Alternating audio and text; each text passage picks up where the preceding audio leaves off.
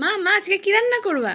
আজকে করব লাউ পাতায় চুনো মাছ। তাহলে একটু রেসিপিটা বলো, তোমার বন্ধুরা শুনুক। এই যে আমি লাউ পাতাগুলো প্রথমে আমি রেডি করে নিয়েছি। নেওয়ার পরে চুনো মাছটায় আমি পেঁয়াজ, কাঁচা লঙ্কা, সর্ষে বাটা দিয়েছি। কাঁচা তেল দিয়ে আমি ভালো করে মাখিয়ে নিয়েছি। ভালো করে মাখিয়ে রেডি করে নিয়েছি। রেডি করার পরে এখন আমি লাউ পাতাটা ভালো করে সাজিয়ে নেব। আমার লাগবে এখানে দুটো লাউ পাতা। দুটো লাউ পাতা আমি ভালো করে পেতে নেব। নেওয়ার পরে এবার আমি পুরটা দিয়ে দেবো।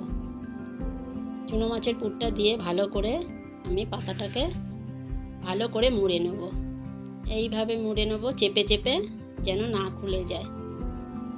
চেপে চেপে এইভাবে আমি রেডি করে নিয়েছি চারটে। এবার আমি তেল গরম করেছি কড়াইতে। আমি সব পুরগুলো এইভাবে দিয়ে দেব।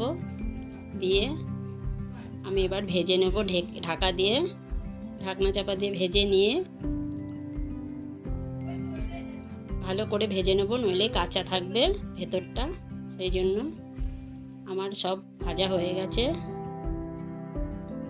বাহ, দারুণ তো মা। তাহলে বন্ধুরা, তোমরা কিন্তু এবার কমেন্ট করে জানিও তোমাদের এই রেসিপিটা কেমন লাগলো।